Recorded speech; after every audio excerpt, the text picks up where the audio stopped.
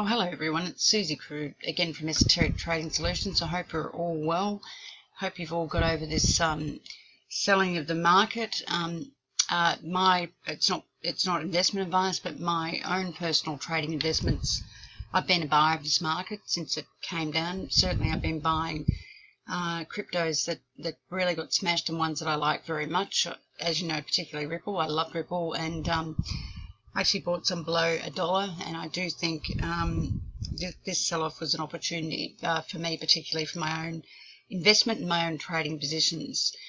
So I hope you're all happy, you're all well, you're looking after yourself, you're being kind to yourself, you and your family, as well as animals and everything else.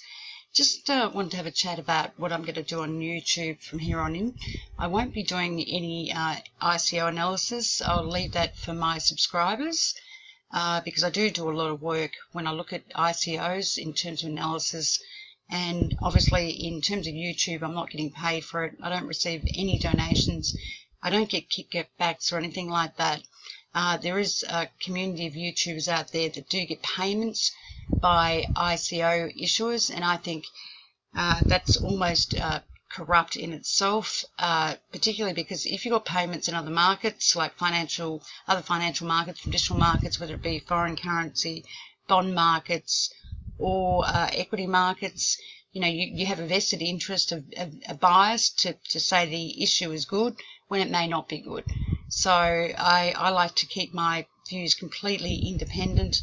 I did have an issuer the other day try to, offer me coins, and for me, I just don't think it's the right thing to do. It lacks integrity if you take that money. I know there was a YouTuber out there, Data Dash, who basically received 300,000 Stellar, and I just don't think personally, I don't think that's ethical at all. But that's my personal view, because how can you give an honest, unbiased opinion to people when you're actually receiving payments on the side? And honestly, in any other market, you've got to tell people what payments you're receiving, what commission you're actually receiving, and all that sort of thing. Otherwise, you're in breach of, certain government regulations and securities regulations. So just wanted to say that. If you'd like to subscribe to my site, where I do a lot of ICO analysis for my clients, who obviously pay me, then you can sign up, and it's just a question of signing up. My sign-ups aren't expensive. If you're a student, it's like $20 a month. If you're not a student, it's $39.99, and for a year it's quite cheap. Aussie dollars $2.30. After 12 months, 6 months, $1.70. Credit card, obviously you can use, and 3 months and the like. So that's my subscribers. That you can subscribe to chat channel. We've got resources there for everything we look at, and technical trading. If you're a short-term trader, I do a lot of trading, so that's just that very quickly. Also, I do want to say there are an enormous amount of FUDers out there, people that put out, particularly crypto traders, or people that put out incorrect information on all the different websites and Bitcoin Talk and the like, and Reddit, and some of the stuff that I read is honestly just garbology. So if you're new to crypto, please be careful, because seriously, there are a lot of people out there that like to put certain coins down, particularly Ripple, and honestly, the information they come out with is just garbage. It's not true, and it's not correct.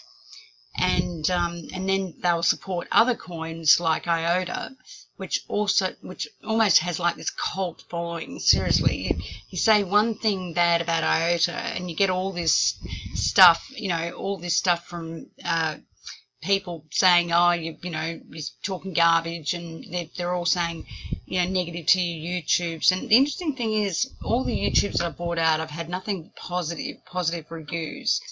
And once I went up with I didn't like IOTA. IOTA is a scam, and I got all these negative reviews, which I just find amazing. And that tells me in itself that these people are almost like religiously blind. They're completely blinded to all the crap that the IOTA team come out with, and it's not true. It's not a functional cryptocurrency. It's not even in a full development stage or anything. It doesn't work, and yet the market still buys IOTA, you know, at $3.50, $4.50, $5.50. It's still trading at $2 something, and it doesn't work, and it has hardly any clients, and it's garbage. And yet, you know, something like a Ripple, you know, it's got all the bells, it's got everything, clients and money and everything, and yet the market still, you know, believes that it's a shit coin.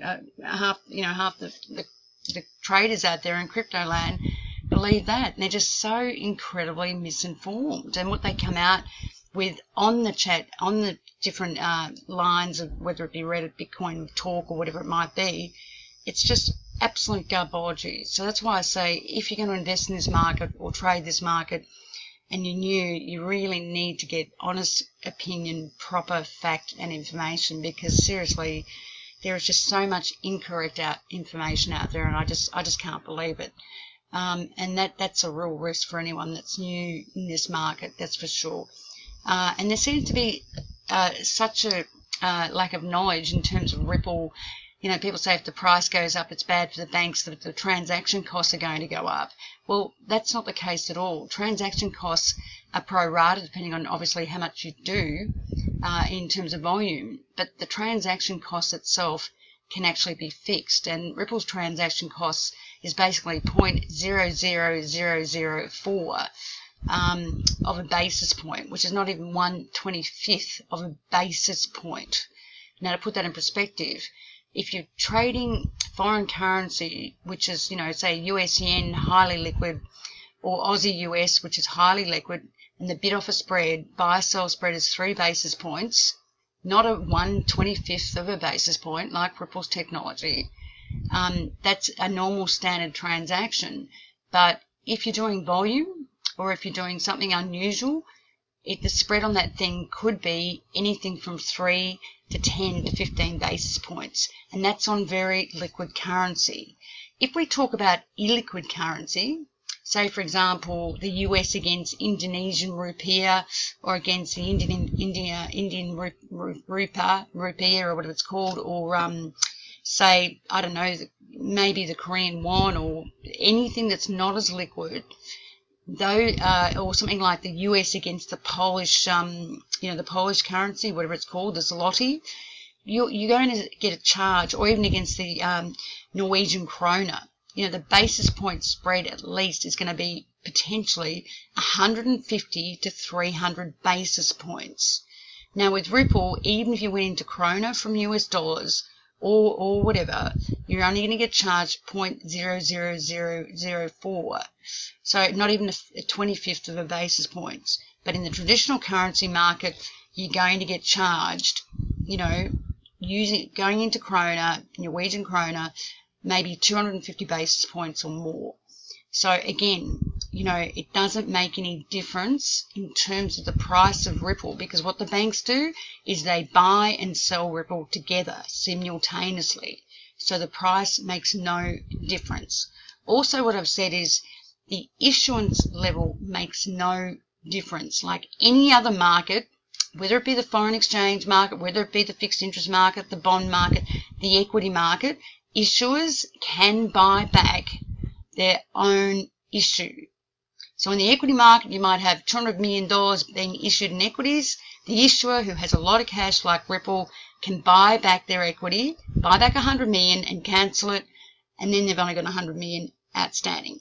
And in the cryptocurrency market, you can burn coins and destroy coins. Just the same story, which I think that's what will happen going forward with Ripple as well.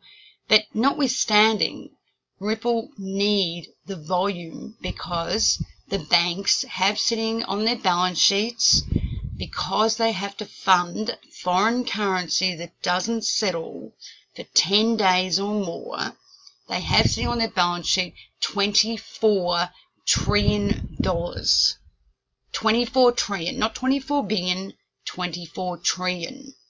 So we are talking trillions. Even if we look at the Indian remittance business, India is the largest remittance country in the world, because Indians go everywhere. They live in every other country in the world, and they send money back home to their family. So the Indian remittance in a year, just that alone, is $12 trillion. Ripple is trying to get into that market as well. Not only that market, but every other market. So the reality is, you know, the issuance means jack shit. And Ripple, in terms of price, will go higher and higher. This sell-off is the opportunity, I believe, of a lifetime, because Ripple's price will go higher. Now, anyway, what I want to talk about now is basically an article that was done just recently about IOTA, and I just want to have a chat about that. And I'll probably get some flack from all these FUDders out there, but I don't really care because, you know, at least I tell the truth. Won't be a sec.